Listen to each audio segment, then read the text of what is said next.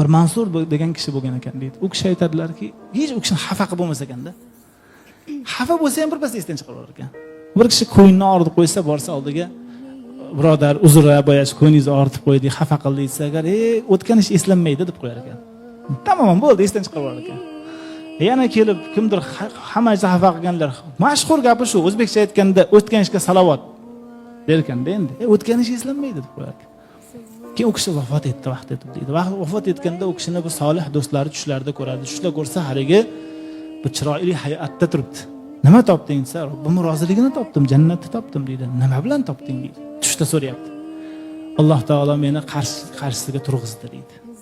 Va meni hamma gunohlarimni meni qarshimga qo'ydi. Men o'yladimki halok bo'laman dedi. Tamam dedim. Alloh taolo aytdiki, ey Mansur, o'tgan ish eslanmaydi deb aytdi.